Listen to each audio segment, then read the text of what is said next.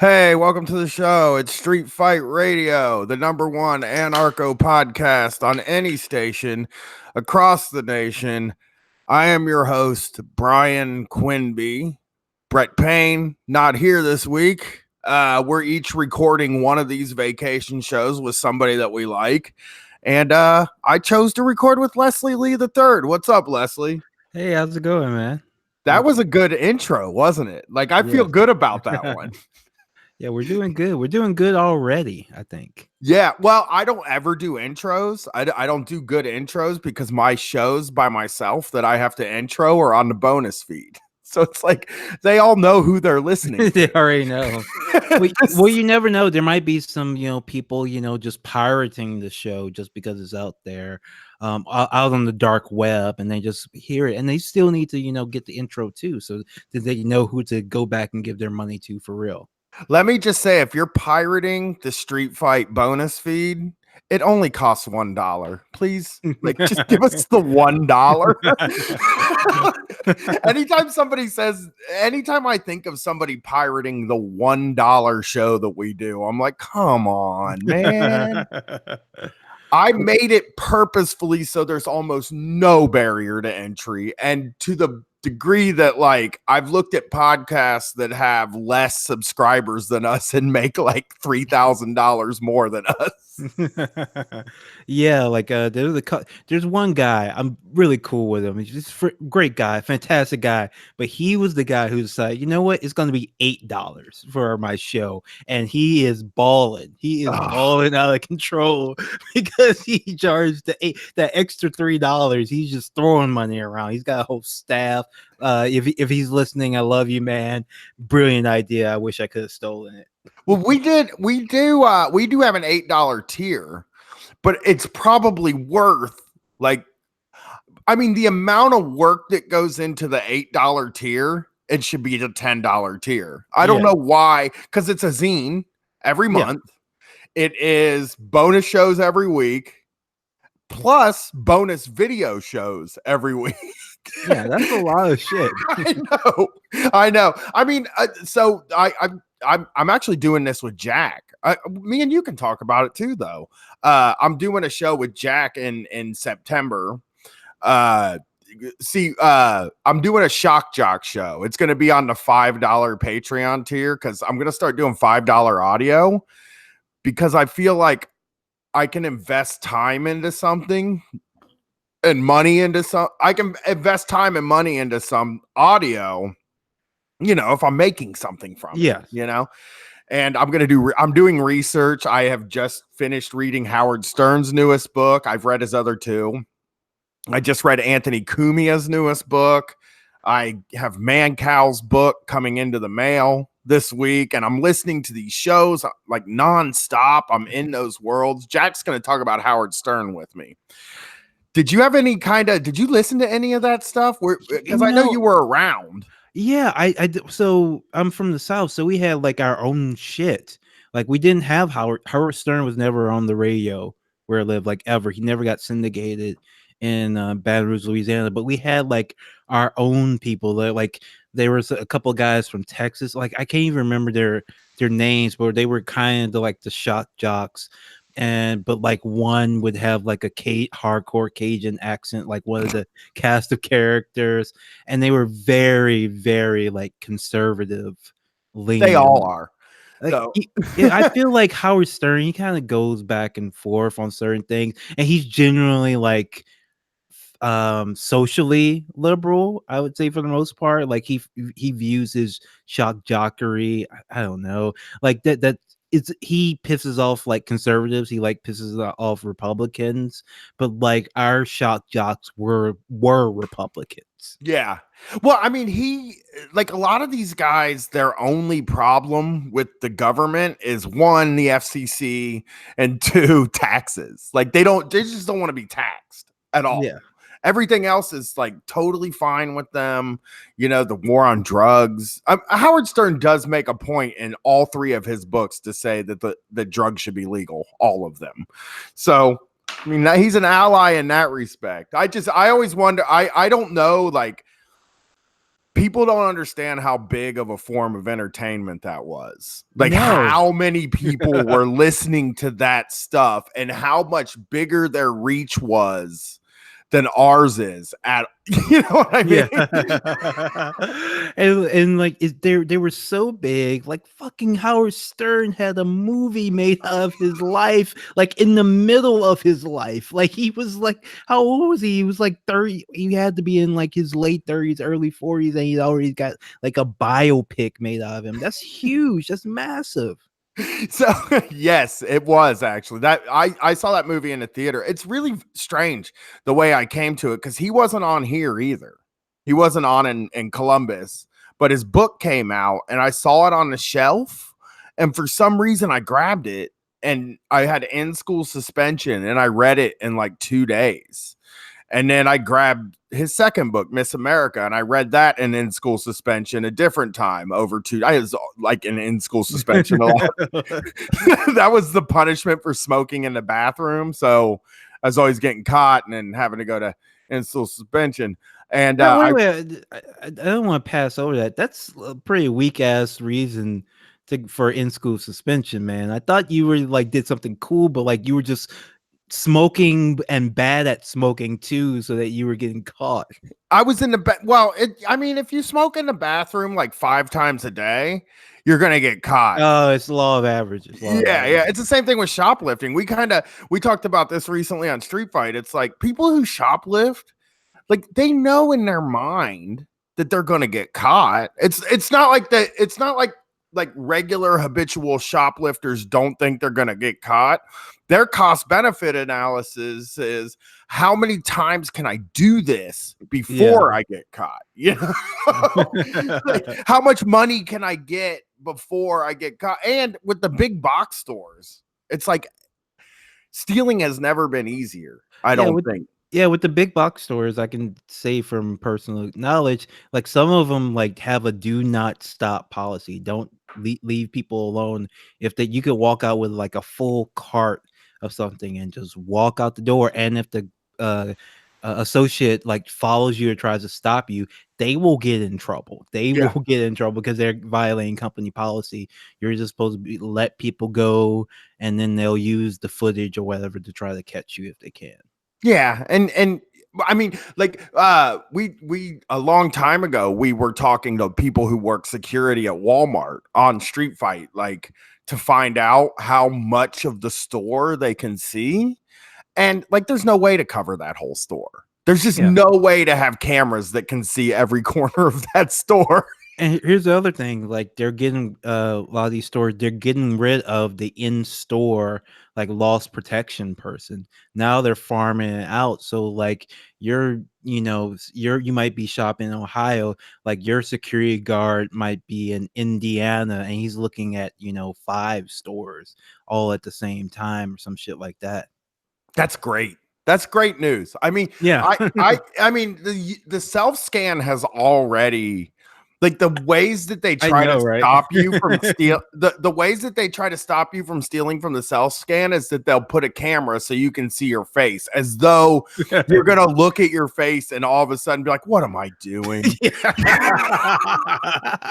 How low have I sunk that I don't want to pay $5 for this bottle of Starbucks coffee? Then I just pretend to scan, or I scan 1 protein bar but take 2. Yes, everybody does it. Everybody does it because you should be able to do it because you're fucking working the register at that point, and you deserve a little bit of compensation for that. Right. I worked at Kroger, which is the big grocery store here. I worked there when I was 19 years old. I worked as a bagger, and there was a whole troop of baggers. Right, there was a bagger for each cashier. There was a cashier and then a bagger for each cashier. And now with the self-scan, there's no baggers. They might have 2 working, and most of the time they're just out grabbing the carts. And each cashier works 5 different cash registers. Yeah. So the labor cost has to be down enough that like they could give you a cut on on your groceries if you scan them and bag them yourself. They're just making more money off of you because everything's more expensive. Yeah, and so they obviously account for the increased amount of shrinkage when they're doing this. Like that's like they know like okay, more people are gonna even if they're just innocently they just fuck up, they're gonna be walking out of the store with stuff they didn't pay for, and they account for that and they say, you know what, we're making more money by it being able to hire less people because this is what all of these CEOs want to do. They want to cut labor costs down to the rock bottom, and so that poor cashier who used to have to work one register now has to watch 5 registers at the same time while checking out. And I guarantee you most of them don't give a fuck if you if you take an extra loaf of bread or whatever. No, and it has like degraded the level of service in every one of the like service industry places that you go to, if that makes sense. Like the movie theater is a more of a pain in the ass now than it was when they had people doing all the stuff. Yeah.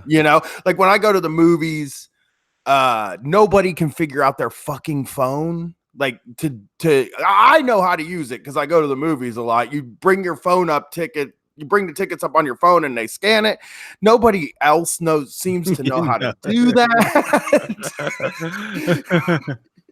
They're like closing the machines out in front, but there's nobody like doing the tickets. It's like, it is a pain in the ass to go to the movies. And it's the same thing with grocery shopping sometimes, where it's like you go to the store at midnight, there's only self-scan open.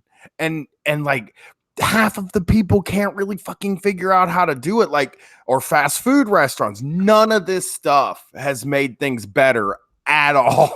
The one like thing I do like about it is just like seeing like obviously bougie as fuck people try to have to figure out scanning groceries for the first time for themselves. Like that's the only thing about it, because they get so fucking angry, they get so fucking mad. I remember I actually saw one guy, he got so mad at the self-scanner, like he hit it with like some rebar that he was trying to buy and broke the screen and walked out. And like, they had a camera on you, bro. They know who you are. And he had like paid for, like he had like actually used like identification while he was there to like buy it or whatever. Like, so that dude like went to jail for that. And that's kind of funny to me. So many dudes, like so many, like, I don't know what amount of money you have to get to because I haven't hit it yet. Like what kind of comfort in your life you have to get to. I know you have to be like a white dude, and I know you can't have tattoos, but there comes an amount of money where people think that it's impossible for them to go to jail. Yes. there is a level like you've been coasting your whole life. Like you don't even, because most of the crimes people do are like crimes of poverty anyway. So like you're not really considering, you like, poor people have to think about doing crimes like all the time, like, and with the real possibility that they're going to go to jail and they don't have a lawyer on call. Like, but once you get to that certain level of wealth, of privilege, like, first of all, most crimes you don't even consider because you don't need to do them because you got money. And then it's just all like white collar crimes, right? And no one gets caught for doing those. It's like what you said about smoking in the bathroom. It's the law of averages, like but it's like 999,000 to 1 that you're ever going to get caught and actually arrested and jailed for doing those. And even if you do, like, you have a lawyer for these things. Right. And one of the main things, and you're right about the lawyer thing too, is because like one of the jobs that is really are one of the crimes that happens to everybody across the spectrum, across the income spectrum, race, sex, gender, like across all the spectrums, is drunk driving. And like with drunk driving, you can get 3 days in jail. In Ohio, there's a minimum of 3 days in jail. So you absolutely have to spend 3 days in jail, unless you can spend like $4,000 for an attorney, yeah, who can then get the jail taken off of it. Yeah, or if you know the sheriff because you're a prominent businessman, like there's a bunch of ways for people to get out. The good old boy network. You can just and if you it does kind of drive me crazy that like I don't understand how anyone rich could ever get a DWI because it seems like that does seem like a crime of like I don't know, not necessarily poverty, but I think time people say time is money, and I feel that a lot. I always feel like I have no time, I have no patience. I mean, I can't fuck around. I always have to be doing something with the show, promote this or that or the other. But if I had a bunch of money, I wouldn't have to worry about that. So I feel like if you have a bunch of money and like you're just get drunk and fucked up somewhere, you can just stay there. Like, what's the rush? What do you have to go to do that you need to be like do like a DWI for? Like, it's not even about calling a cab or Uber. It's like if I were like, all these celebrities who get DWIs, like if I was like Hugh Grant, right, and I got like drunk, super drunk somewhere, I would just fucking stay there until I was like sober. Like, what are they gonna do? Are they gonna kick Hugh Grant out the restaurant? No, they're gonna keep the restaurant open all night for Hugh Grant. Yeah, I mean, the thing when you say it's like when I said it's like not even like a crime of poverty, one of the things is if you drive a nice car, you're so unlikely to get pulled over. Yeah. I mean, I don't even drive a nice car. I drive a 2015 Kia Soul, and I don't ever get pulled over. I have never been pulled over in that car. And I live in a neighborhood where everybody basically drives a late model car.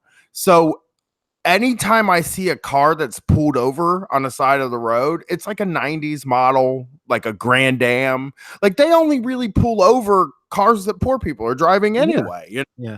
Unless you're black. If you're black in a nice car, then you get pulled over. Yeah. I saw a guy. It was so fucked up. He was like, I know this is he was in my neighborhood. It was a black guy on a motorcycle in my neighborhood, and you could tell it was like a really fast motorcycle, and he was driving 25 because he fucking knew that if he went 1 mile over the speed limit, they were gonna get him, and it made me feel horrible about where I live.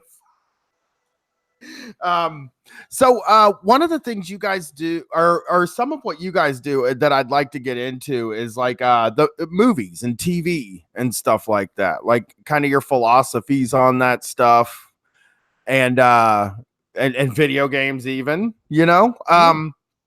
so I guess it's hard to say. Like, I guess we're in the summer, we're in midsummer now. Have you seen anything yet this year that was worth for shit? It was worth the shit, yeah. Like the only I've seen, like I watched, the Avengers movie out of obligation because it's part of my job now. Like we had to cover it. We were legally obligated. At some point, we had the word nerd in our description, and now we're legally obligated to cover all the Marvel and Star Wars movies. I think you for are. All eternity. I actually think you are. Like, I come to you for that. Like that, I really do come to your show for coverage of like, I guess like because I never had that nerd thing. Like I've said this before. I've only seen 2 of the Star Wars movies. I have seen all the Marvel movies, but I didn't grow up with comic books. Like I didn't know any of the Marvel characters. I thought comic books were for nerds. Oh. You know what I mean? Like I just didn't look at them. I mean.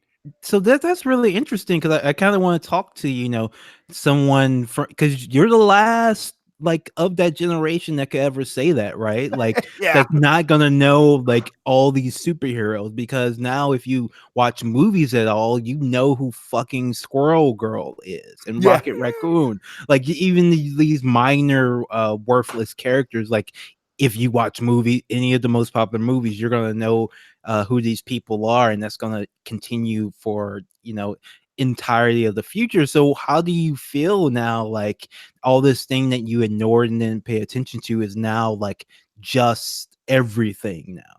Yeah, I mean, it sucks. It's not that it's like a thing that bums me out is I loved it at first, right? Like when Iron Man came out, I thought it was so cool. The first one, I had never heard of Iron Man, and it actually came out the same summer as The Dark Knight. And I was actually one of the only people that said I liked Iron Man more than I liked The Dark Knight. Like Okay. I felt like The Dark Knight was like kind of messy a little bit, and not enough Joker. I'm an idiot, so if there's one good thing in a movie, it has to be the whole in it the Yeah. whole time.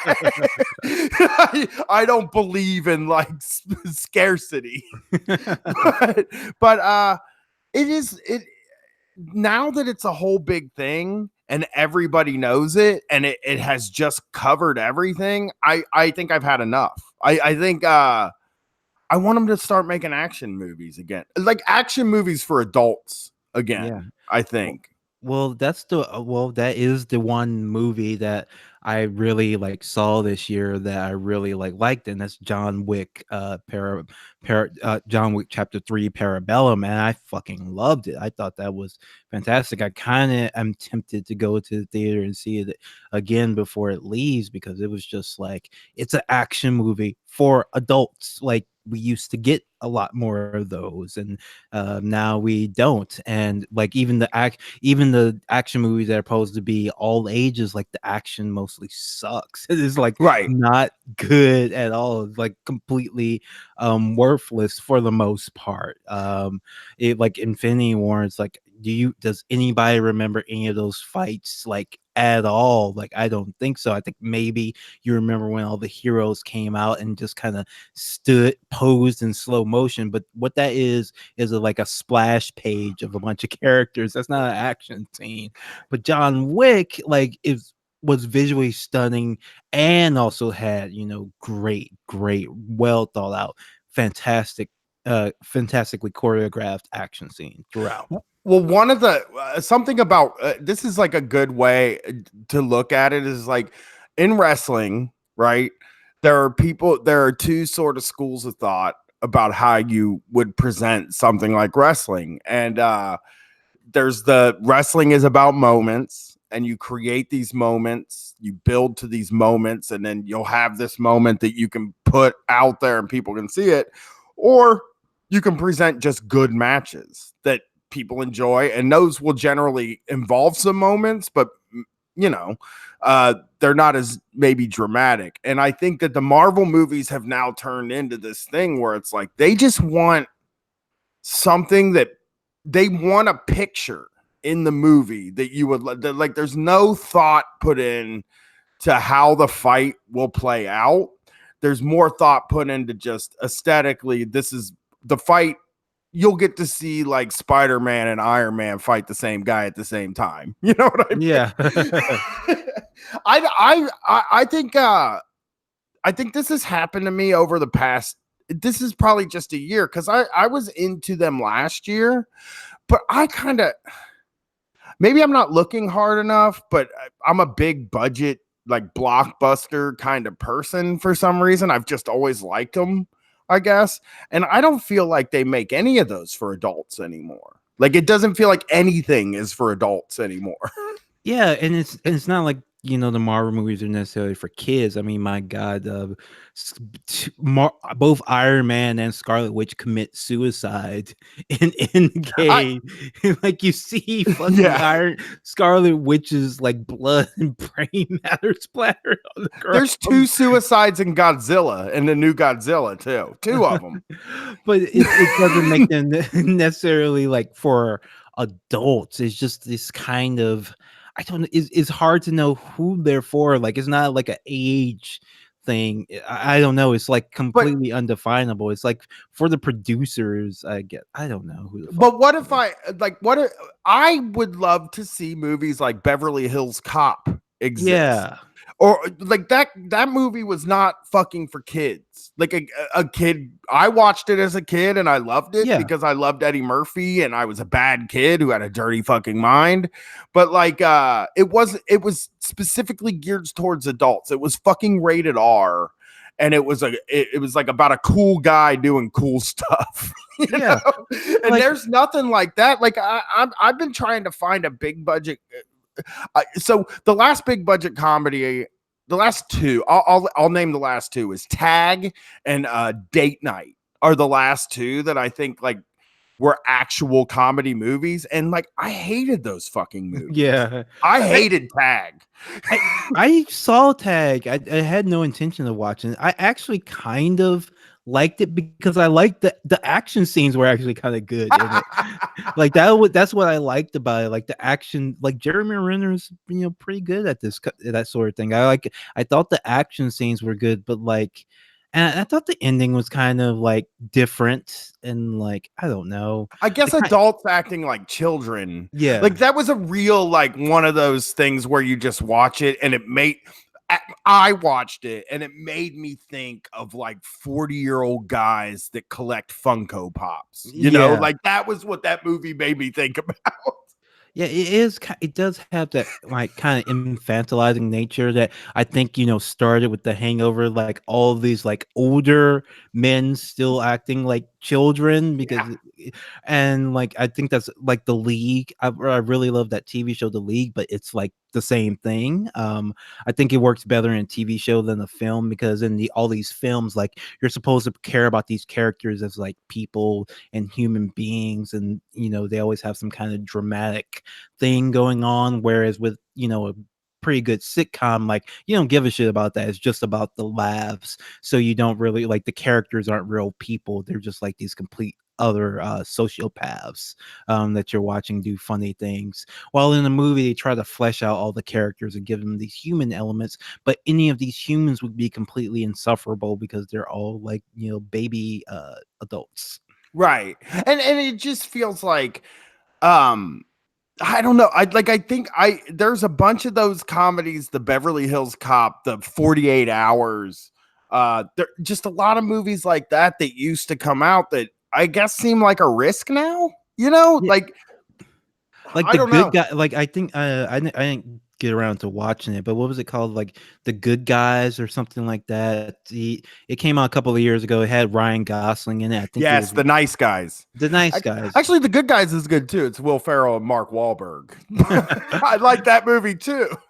Yeah, but The Nice Guys is like I felt like one of those type of movies, but like that was like direct to DVD. Like it felt like it was almost direct to DVD. I Yeah. guess it had some did have a release, but it cost 50 million and they only made like 62 million, which means it lost like 40 million.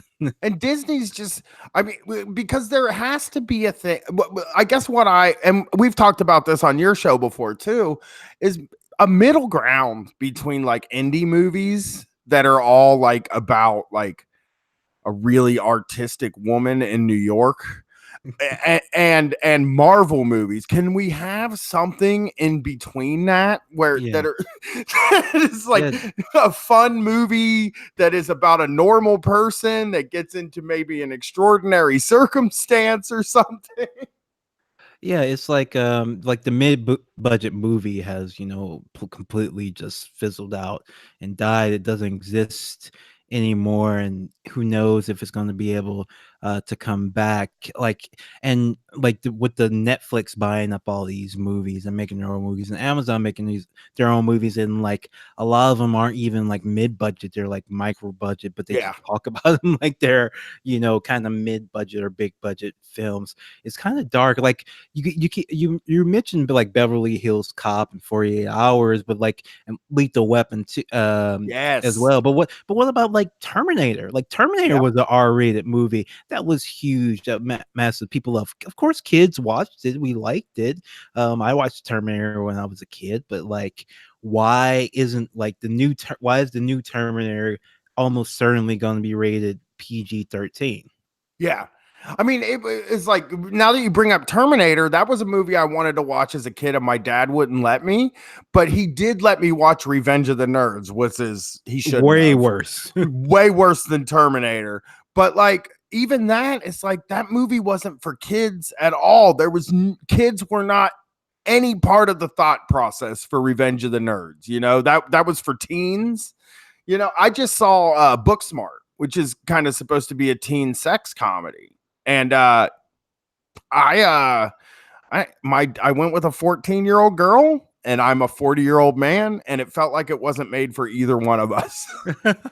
My wife watched it and she like didn't like it either, and she was like, and she said like it one scene there's like a they do karaoke to Alanis Morissette, but they're like teenagers. Like, what teenagers are listening to Alanis Morissette? Like, Yeah. I could like when you're in high school, you listen to like current modern stuff. It's like when you get to college that you go back and listen to the oldies, which Alanis Morissette is now. Like that's and like what really was weird about Booksmart is like you would log on to Twitter and like all these film people would be saying you have to go see Booksmart. It's so important that you go see Booksmart. If we need more movies like this, and all it is like it's super bad. It's super bad with literally Jonah Hill's sister in the role of Jonah Hill from Superbad. Like it was just this weird nepotistic thing, and where they somehow made a teen movie that would not at all appeal to teenagers, but did appeal to like a lot of 40-year-old men who happen to be friends with Olivia Wilde, who directed it. I'm not a person who is I'm not against that kind of thing. Like I there's a show on Hulu called Pen 15 that I thought like really nailed that, you know, and I watched it with my wife, and then I recommended it to my daughter after we finished watching it, and she watched it by herself, and everybody in my house loved that show. And it's about two girls that are teenage girls going through like puberty and shit. I think it's like 13 or 14, and it's fucking really funny. And as a dude, they, you know, I saw things that I would have never considered for a girl or anything like that, and I thought it was great. But I feel like, but they're played by like 4-year-olds, right, yeah. But in Booksmart, I mean, one of the girls is driving a car that has an Elizabeth Warren 2020 sticker on the back. Like they're like Pod Save America people. And I can't ever in my life believe that there's a teenager in high school listening to Pod Save America. No. And if there is, I don't want to see a movie based on that. Absolutely not. Like some people were saying, like everybody in the film is like a genius. All the kids got into fantastic colleges or Yes. got hired by Google. I'm like, what teen is going to identify with this? Like that's what, like 95% of teens are like aren't going to do any of this stuff. So why would they want to watch a movie about their peers who are going to be so much more successful than them and not have to struggle as much as them? Like it's just like really weird, because all the other because when you look at like American Pie, for example, pretty privileged kids, but like they never talked about their success. It was all about like how they were kind of losers and versions that were trying to get, like, they weren't super losers in American Pie. I think they were like mid-level, like kind of just average dipshit. So they were underdogs in that starting off. So you were kind of rooting for them, and they kept embarrassing themselves. The film was about embarrassing themselves perpetually. Then you get the Superbad. It kind of takes like a little like rapey turn. Yeah. Like the point of Jonah Hill is like he's trying to get this girl drunk so she'll have sex with him. Like still very probably problematic at the time. Like I think it felt kind of weird at the time. Like even the film acknowledges that, like, oh, this is not what you're supposed to do. I don't know, like American Pie seems so much more innocent in comparison to that. Right. And the other thing about Booksmart, and I didn't think about this until you brought it up, but the loser in the movie is going to Yale. You know, like I was a loser in high school, and I had no shot at any university. You know, like there needs it is very strange. No, the loser, I would say one of the other losers in the movie they got hired at Google. There's no fucking losers in this world at all. They're all like winners.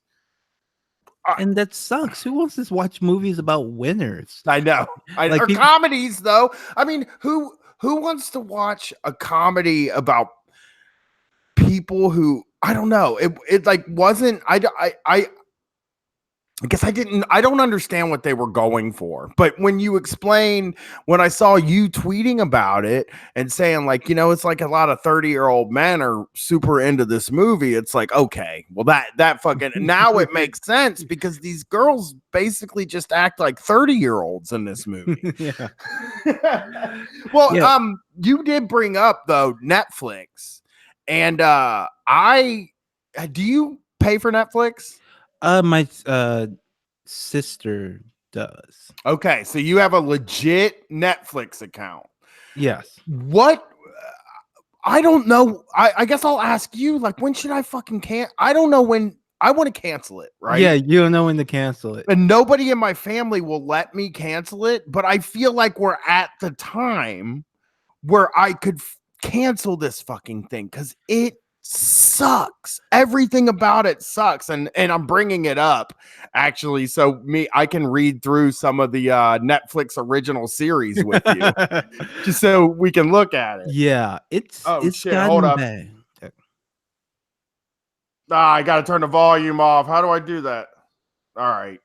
Oh, I can't hear it, but boy, I love that autoplay yeah. on there. That's wonderful. I'll just look up there because I went through their original series yesterday, and half of them are British shows or shows from Mexico that they just slap their name on. Oh, but yeah. It's a pathetic service. What they offer is absolutely pathetic. And I have Hulu too. Hulu gets used in my house, but Netflix has kind of turned into a thing that you just have to have. Yeah. So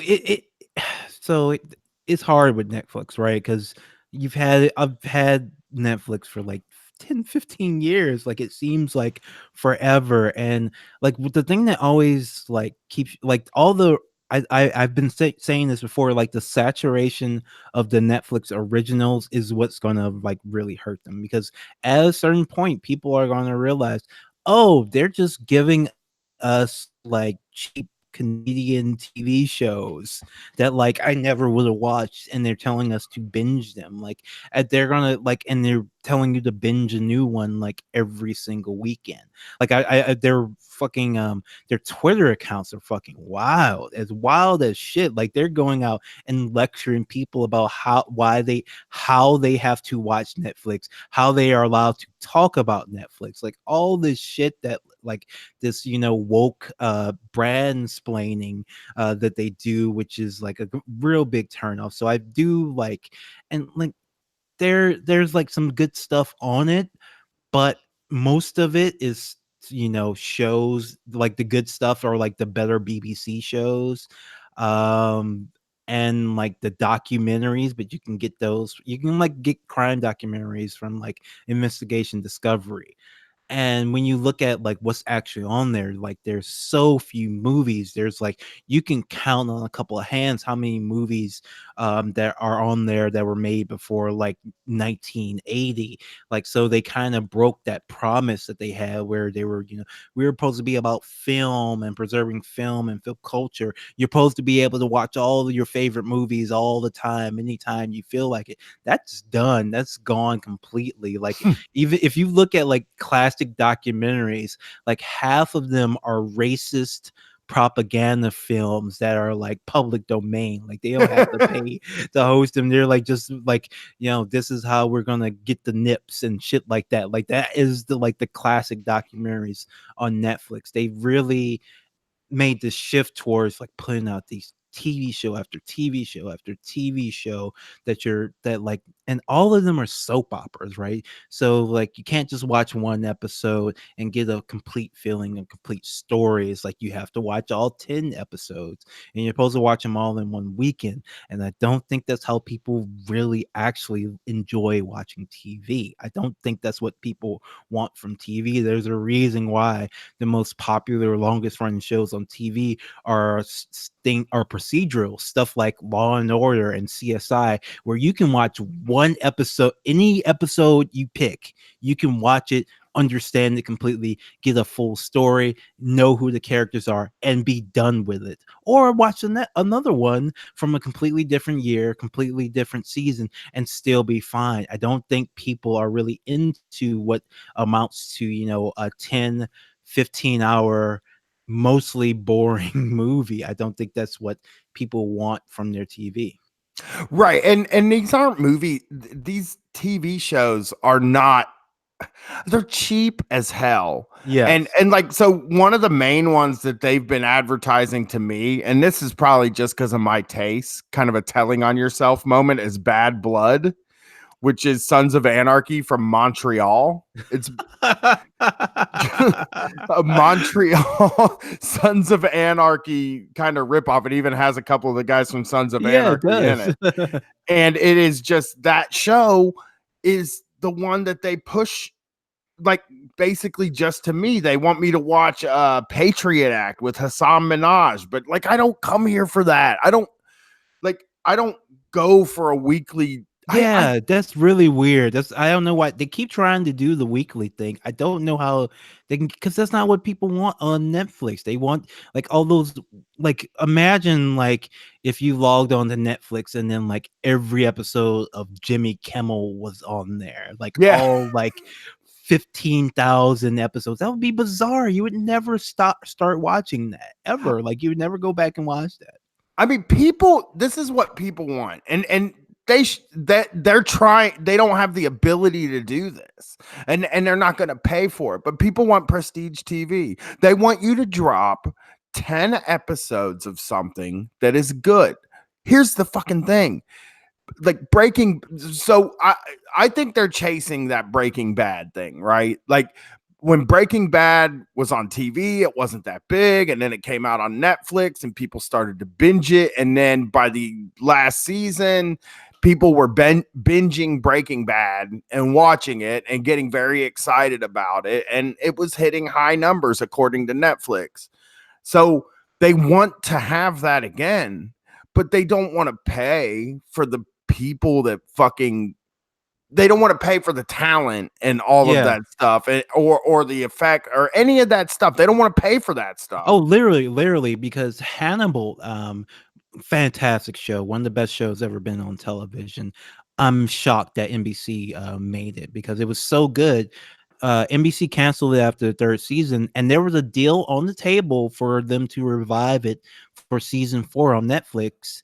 And Brian Fuller, who was the showrunner on it, he turned it down because they were going to do it for too little money and too fast too. They were going to make him do it really fast and cheap, and he was like, I'm not going to, sully like the reputation of this show, which was a very, visually stunning, well-made show where, you saw the budget on the screen all the time. Like, he wasn't going to do that to his show. So he turned down the deal to like continue the series because Netflix didn't want to actually pay the proper money. And so they're not, really, they have, it may seem like they are like deeply in debt. They do spend a lot of money, but they spend it on a bunch of different things. They don't give too many things. Like, they gave a lot of money to Marco Polo, which they canceled. They spent a ton of money on that. I don't think anybody ever sat and fucking watched that. I don't know a single I didn't even know it was there, and I don't know a single person that watched it.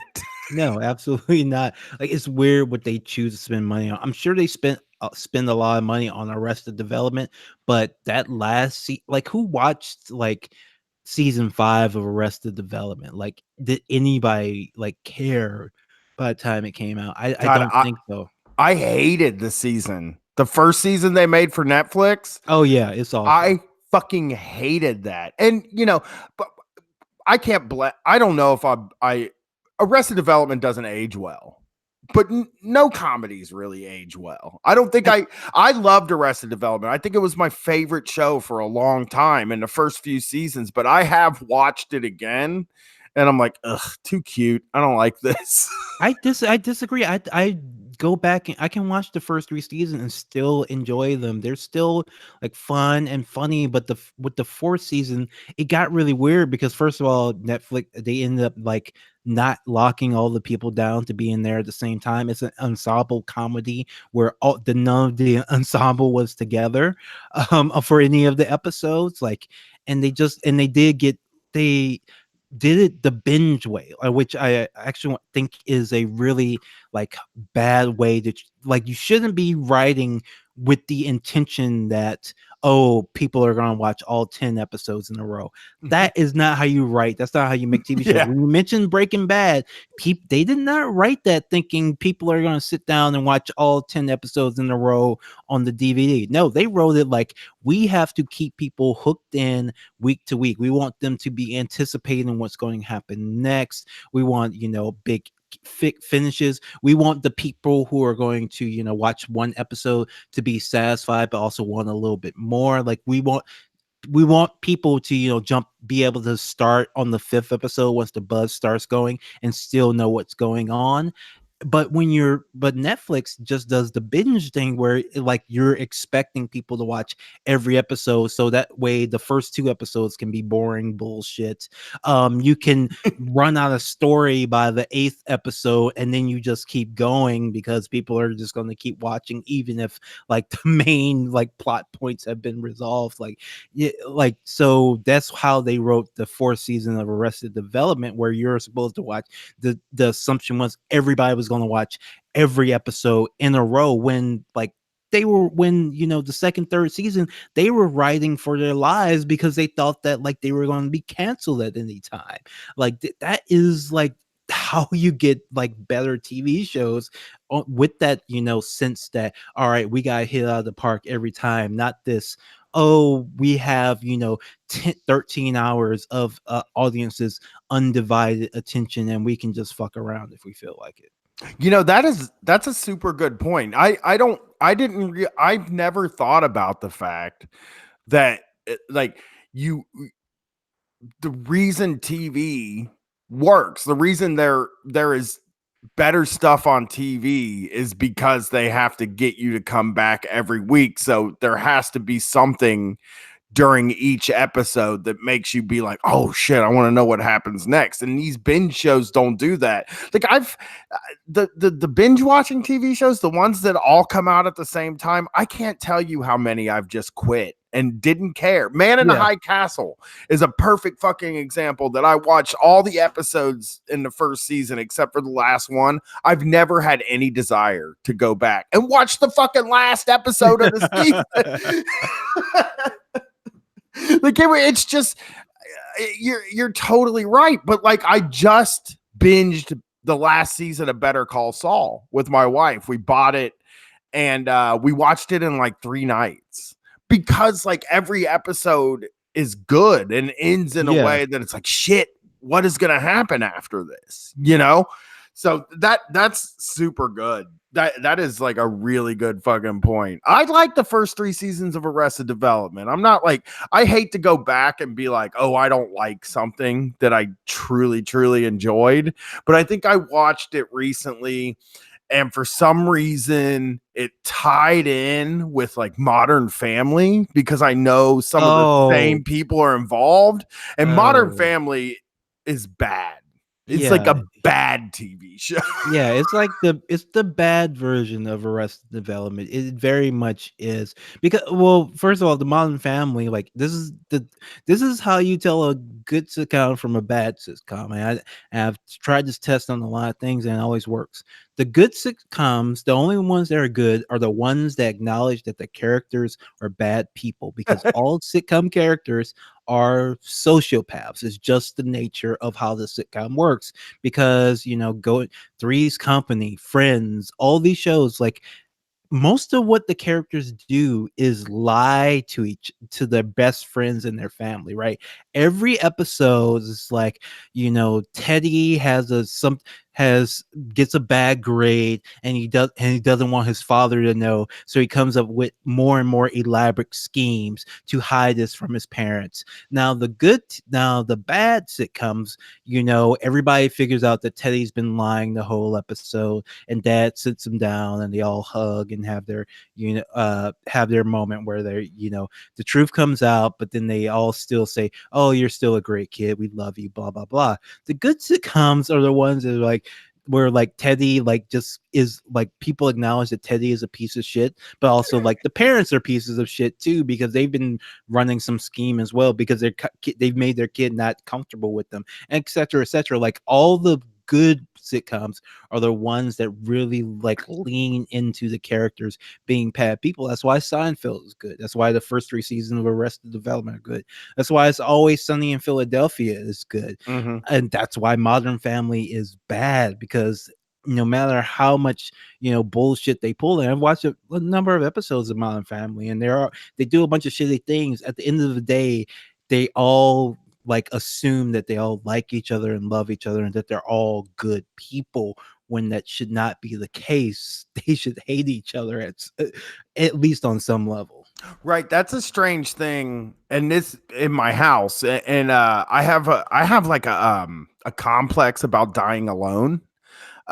When I was in college, I took a course. I had to read a book called Heat Wave. It was about a heat wave in Chicago that like hundreds of people died in. And when they started to look through who died, it was mostly white men, old white men, because they had alienated everybody in their lives and were living alone. Right. So I have this weird complex about like, I don't want to alienate people. I want to be a kind person and a good person so that I don't fucking die alone in the end, because that's like the way that people like me generally go out. Yeah. So like my family watches sitcoms. They and TV. They just watch a ton of TV together, and I don't watch any of it. And I feel this weird separation. Like, am I being picky? Am I like being an asshole? But I don't want to watch This Is Us. I don't want to watch the Goldbergs. I'm not interested in like what's like, I'm not interested in Fresh Off the Boat or Modern Family or Blackish or any of those shows. Like, none of them appeal to me particularly, and I don't know what it is. I always admire you and Jack, and that you're willing to just be like, well, that's because it like sucks. That's why I don't like it, because I can't tell. I don't want to say it sucks. I want to have 100 reasons why it sucks without me just like blanket saying, well, sitcoms just suck. Yeah.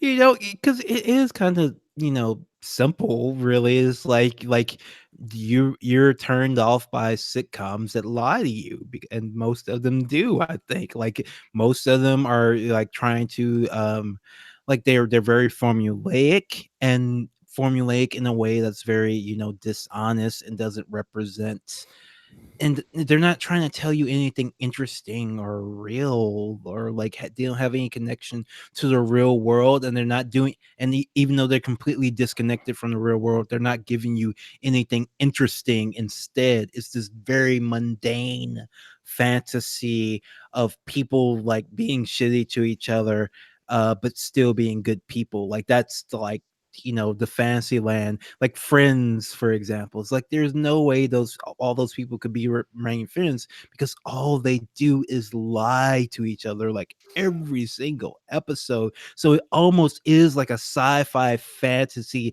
fiction where for sociopaths now, that you can be as shitty as you want to be to the closest people that care about you, and still be loved and still be a good person.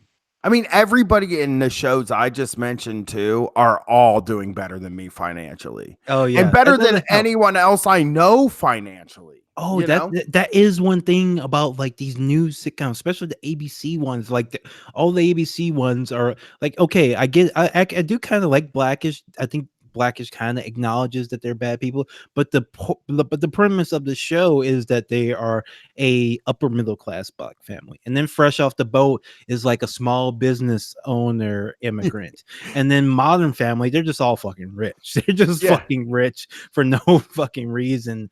But like a couple of them are there's one gay there's two gay dads on the show, and one like old guy is married to this young immigrant woman who's extremely beautiful and would never probably marry him in real life. But yeah, there's but they're all fucking rich and all, and they have like that sheen that ABC like Yeah. sheen to it too. Like all the shows look the same, and it just like suburban wealth is like, you know, in even the like the color palette, you know, screams like suburban wealth, country club, tennis on the weekend kind of shit. Right. Doesn't it feel like, though, people, when you watch It's Always Sunny in Philadelphia, they're grimy as hell. And it's a Yeah. show that has been on for I don't know how many years now, but a lot. And people respond to that.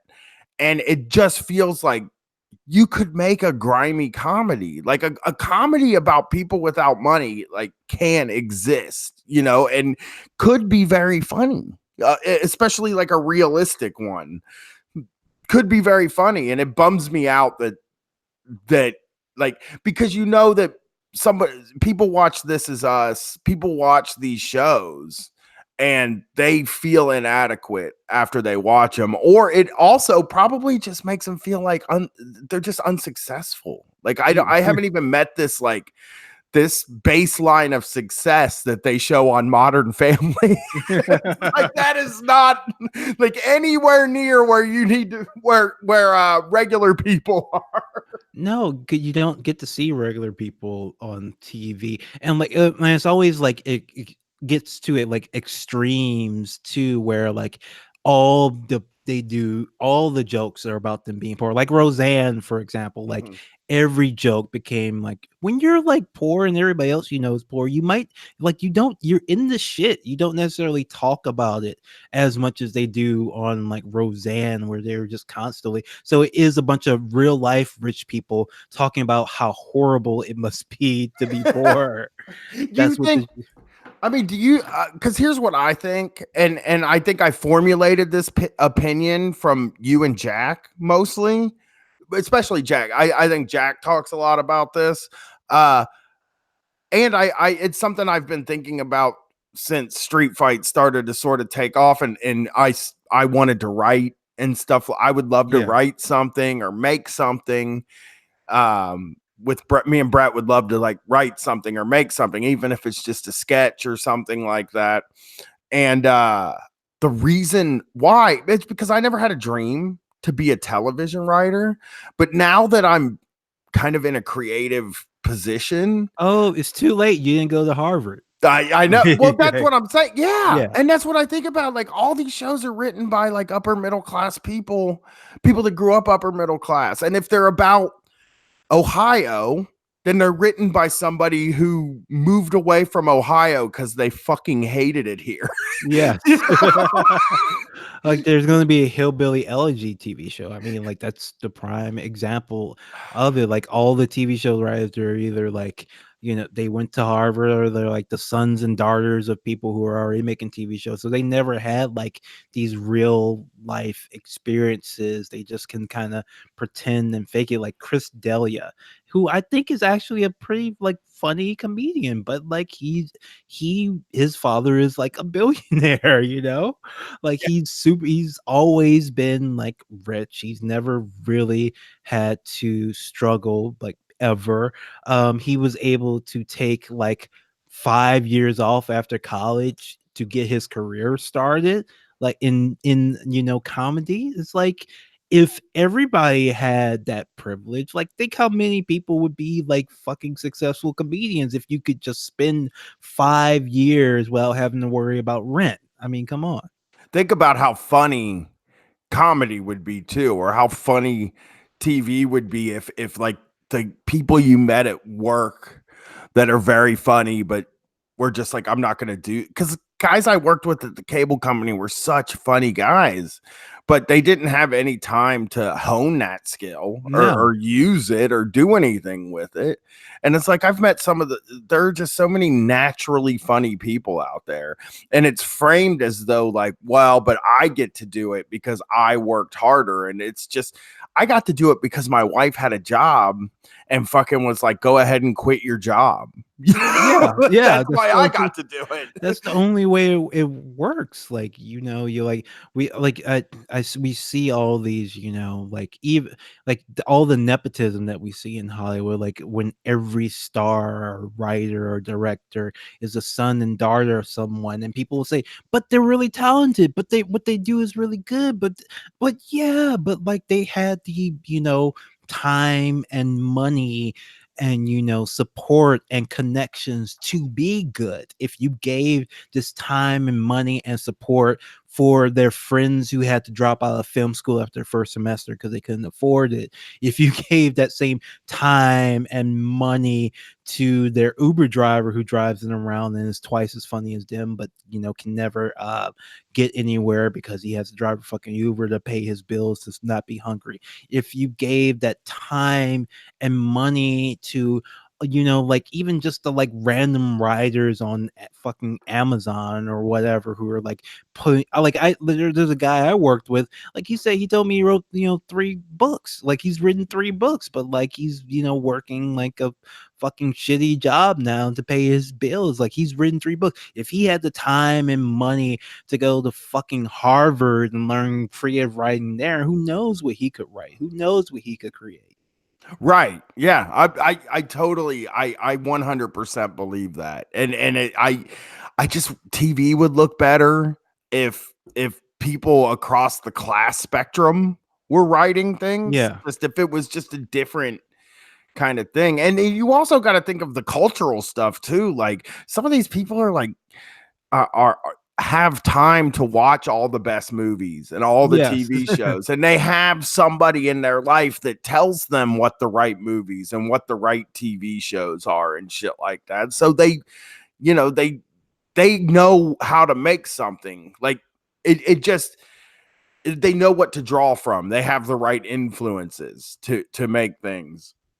So we have a few minutes left, and I can't have you on the show without talking about pro wrestling, Leslie. Okay. I know you don't watch a ton of it now, but Right. I went to All In and I went to Double or Nothing, and it sort of feels like there's a new world of possibilities in professional wrestling now. Are you sort of feeling that or seeing that? It's tough, right? Like, because I do feel that, like, it's nice. So, I really hope, AEW, presents this other option for so there's 2 levels that well, multiple levels, but 2 levels I'm concerned about, right? So it's like the worker level, right? What does this mean for the wrestlers? Does this give them another option? And it seems, besides WB, where they can be better treated better, where they don't have to work for a guy who, if they get raped on the job, will tell them just to keep their mouth shut, or Yeah. like that is nice to have that option, of another company who that is going to pay living wages to their wrestlers. Like that, I think that's very important. Could make maybe help make some of the people who work in WWE get higher pay because they have an option to go to. Like the monopoly that Vince McMahon has is just completely unconscionable. Like it's horrible to have like one guy in charge of entire art form. That sucks. So One incredibly bad guy yeah, too. one You know? awful human being in charge of it. Now we get 2 awful human beings because Right. all billionaires are awful. So you got a billionaire in charge of AEW. Maybe he'll be hands off, but it's never the case. It's never the case where like someone gives you a bunch of money and it's just like, oh, I'm just a fan, so it's fine. They always have to meddle. Always have to He's meddle. sort of, though, I'll say this. I don't think he's hands off. I don't think he's claiming to be hands off with the wrestling. But I do think just like he's doing that fight for the fallen thing, which is like an anti-gun like a pro gun control thing, and they have done things that make them feel, and it's wrestling, so it's probably very cynical, but his politics do seem to be better than Vince McMahon. You know what I mean? Which Yeah. is not a high leap, but I mean, I guess it's something, you know. Yeah, it's something. But so for the workers, I'm really excited. I think that's really great that they have options. Like it's awesome that John Moxley can like leave WWE and do something else, and not have to just leave the sport of professional wrestling entirely. Like that's all. It's good. I like all the reports of all the unhappy wrestlers thinking of leaving WWE. That rules. I also can I say I think it's good that they seem to be letting people fail or succeed so far. There's no TV yet, you know, but they seem to be letting people fail or succeed on their own merit, which is something that I with Street Fight I even wanted. It's like I've said this before, but in the early days I kind of was like, you know, it would be nice to just get a job on the radio. Maybe me and Brett can get on the local hard rock radio station and make $50,000 a year to fucking podcast, you know, or Yeah. do a radio show. But now I would turn that down because I have something, and I succeed or fail on my own terms. Like if my show's good, then I will succeed. If my show's bad, then it'll go away. And a lot that hasn't been a thing in wrestling for like 20 years now. It's like you can succeed all the way up until you get into that company, and then they remake you from Yes. ground up, and they generally hurt the character, your image, and the money that in the end hurt the money that you can make. That's why John Moxley has been such a refreshing thing to see, because they did fuck that guy up. They made him like a rodeo clown, a comedy act and shit like that, but now he's back, and he seems like it seems like they're just letting him do what he wants to do, and that's what he's claiming on these podcasts that he's doing too. And I think with wrestling, when you stop letting the guys come up with their characters, then like what are we even doing here, you know? Yeah, and it's really like it's awful for the wrestlers because they've developed these skills of being creative all this time, and then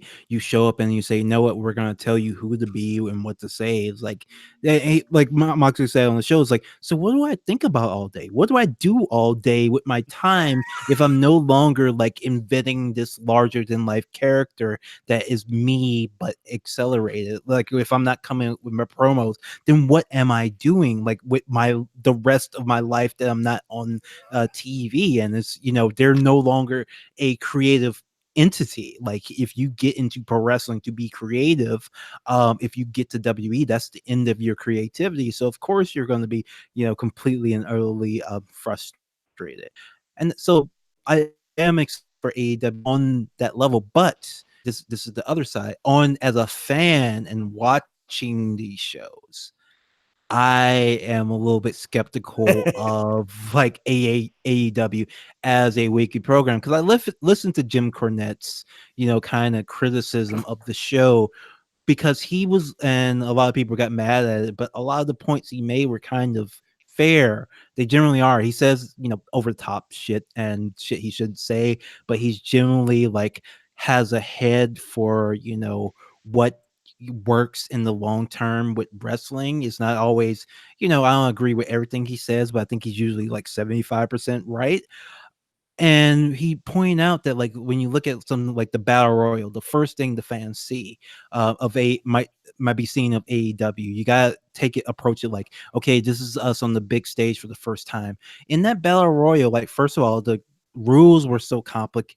Yeah. Like you had 5 people coming at the same time, did not look good visually, didn't allow you to introduce each of these characters as individuals. And it's like weird because like you have a bunch of heels and faces walking together to the ring, or people who look like heels and faces and people don't know. And there were so many like weird gimmicks on in that match that didn't like you need to explain to a fan Yeah. what that is or who this person is. Like the audience at the show understood because they're indie wrestling fans, so they all get it. But the average fan like does not know like why this guy has a dinosaur mask on, why is this, why is that. And they're like, when you look at that match, there's like one or two guys who just look like meat and potatoes wrestlers. You need like that should be like 90% of the people in that match should have been like MJF. He just looks like a guy who's a wrestler. He's an asshole.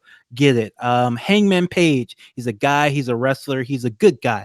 Get it. But then you have all these like really strange indie gimmicks like Orange Cassidy. It's like Yeah. you need Orange Cassidy can't come out in your battle royal. Like you need to explain what Orange Cassidy is, who he is, what he means, what he's about. Like Jim Cornette mentioned like when they had oh I forget in ROH they had I forget what they call Are the we luchador, like the queer luchadors. I forget the name. Sonny Kiss, I Sunny think. Kiss. So Yeah. they had they didn't have Sunny Kiss. I forget her name, but they had her in ROH and they did a great job presenting her, explaining the history of it. I forget what's the term. I forget what the term is. They have a specific term for gender queer wrestlers Okay. in lucha, and they in ROH like explained it. Exotico. Exoticos, yes, they explain who the Exoticos are. They let you know, like it's and he wasn't like being his regressive self. He was just saying like if you're gonna have Sunny Kiss, like give them a match, explain their character, their gimmick, what they're doing, their legacy. Mention Exoticos, explain what Exoticos are, and then you can get people to buy into this. But when you're throwing them in with like all these other wrestlers, this huge guy who's busting out of his shorts, AC, when you and along with like a guy who looks like a little kid who's like super tiny, like you can't do all of that in one battle royal. And the fact that they didn't like think about it, and that they also had all these people in a battle royal, all these gimmicks that are obviously like not top tier championship guys, like, and they're not supposed to be. It's not like they're bad, but like Orange Cassidy should not be fighting for the AEW championship like ever, like, but he was in this match. Tommy Dreamer probably shouldn't be fighting for the AEW championship, even though we know who he is. So like that battle royale, like just thinking about it, like there wasn't a lot of thought put into like what should this be. Is this the first match we want to present? Do we want this to be for like our world title that we're introducing? Because Adam Page winning it didn't really feel like anything, because there was only like one other normal wrestler in the whole match. Yeah. And it was, that's absolutely right. That was a really bad, like, kind of first thing to do, right? Like that was starting it out with that, and that being one of the only things on regular TV too, before you switch over to a pay-per-view, was probably kind of a mistake. And I'll say this, I was in the crowd and I didn't know who half of those fucking guys were. And people were asking each other who the guys were. But like, I guess not putting thought into that first thing that they did is kind of like a rough sign, but also it is the first thing, I guess like I would have thought about, so I always think about how people see things, but I also think that not some people don't, and these guys are all wrestlers. So I don't know. I hope they're like learning things from these shows that they can apply to TV. I also have the in my mind, I don't know if like 2 hours of TV a week is possible to make good, I don't know if it's going to be in an arena, because it has to be live. I think the contract they signed said that it has to be live in an arena. So I guess like, I don't know if it's, I don't know if it's possible to do because you're gonna maybe have to do some of the WWE stuff, and I think that is probably going to be a problem. But I'm cautiously optimistic that they figure it out. You know, So it's I think it's possible to do like 2 hours of weekly TV wrestling. That's good. I think WWE has done it. I think WCW did it at times. I think even TNA has done it. The keys are like having having a decent amount of good matches, having like promos, but not too long promos, right? Like you don't you don't want 20-minute promos. That's just a bizarrity that WWE like invented and inflicts upon us. well, I also You don't want. Can I say this? I also don't want them having conversations in the ring. Like, I don't ever want to see that again. Two people having yeah. a conversation in the ring is like the most unnatural way to tell a story, and it doesn't make any sense at all to me. No, you don't need to do that. You can have backstage promos. You can have a little stage by the commentary booth where people talk. I mean, WWE used to do that. But just standing in the ring talking to each other, you don't have to do that. But like, so you have a diverse roster. Like everybody can't be on every week. You need to like have like twice as many people as you actually use on a week to week basis. I don't like the live thing is kind of tough because if if because you can't like tape 2 or 3 in a row and spread it out and like save some time and money that way. That's a tough one. Having to do live every week, I think that's actually pretty can be kind of detrimental overall because they're going Yeah. to have people on their roster that they're not going to be using I that often.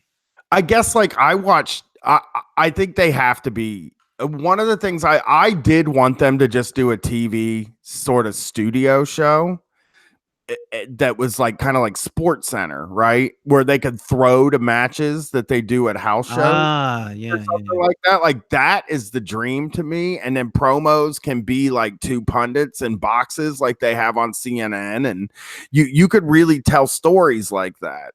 But now that they're gonna be in the arena, there's gonna have to be matches, and I don't want to see two guys wrestle every week until the pay per view where they wrestle again. You know that, Yeah. and I feel like all those things are like I don't know how you don't do that stuff at this point. Like I don't know how you make something that isn't basically just raw for because I guess I don't have like an imagination for it. And it's been beaten into my head that people don't want matches. Yeah, but that's completely like when you look at Nitro when they were beating WWE, they had matches, lots of matches, and good matches, and the commentators would talk about the matches. Sure, there'd be an overarching, story with the NWO or whatever, but like then it would be like, okay, here's Vampiro versus Ming, and then that would be like you would watch that match, and it would be like a good match. You just have to like it's possible to do weekly TV, but it takes a lot of work, a lot of wrestlers, a lot of focus, um, and no one has done it consistently for more than like a few months, like really good. I guess ECW was really good, but then they were only like an hour, and they were cutting together stuff from live shows and things like that. It wasn't just like they weren't just necessarily doing like one taping and having that be it. Like the important thing what people always like I people have gotten kind of down on the Monday Night Wars for some reason. They're all wrong. What was interesting about the Monday Night Wars was that you never know what was going to happen next. Like in with WWE now, you always know what's coming. You know what's coming next.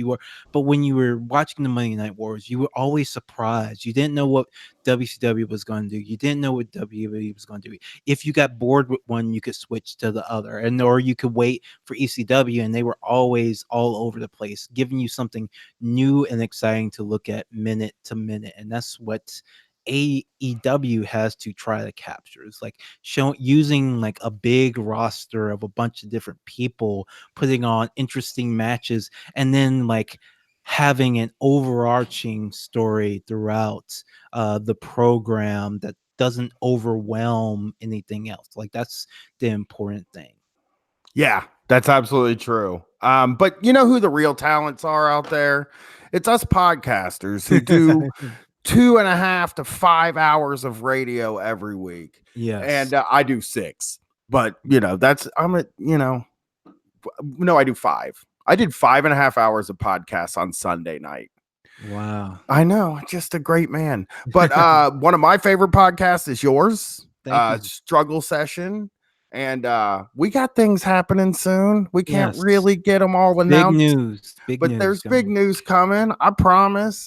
Well, actually, you know what? This isn't coming out to the vacation, and I expect to have all that ironed out before then. So now me and you are teasing big news that could have possibly already come out. So get really excited, everybody, for this. Thank you for doing this, Leslie. And Thank you so much for having me, man. tell them where to find you. Yeah, patreon.com/struggle session. Get all our episodes, especially good is our John Wick episode. If you haven't listened to that yet, we get Eileen Jones. A lot of people don't know that the world's best film reviewer is a committed socialist, but she is. She's brilliant, she's smart, she's funny, and she was super excited about John Wick. And she's so please go back and listen to that episode if you haven't. It was a great show, and their end game review was great. And being a guy that knows nothing about Star Wars, I love their Star Wars shows. Anytime y'all talk about Star Wars, I'm like, I don't know who none of these people they're talking about are, but God, they hate them. Thanks for doing the vacation show with me, Leslie. You're one of my favorite people to talk to and to have on the show. And I like doing I mean, I like performing with you. I like podcasting with you. You're one of my favorite people. So thank you for coming on here with me. Oh, thank you so much, man. All right. I'm going to stop it. And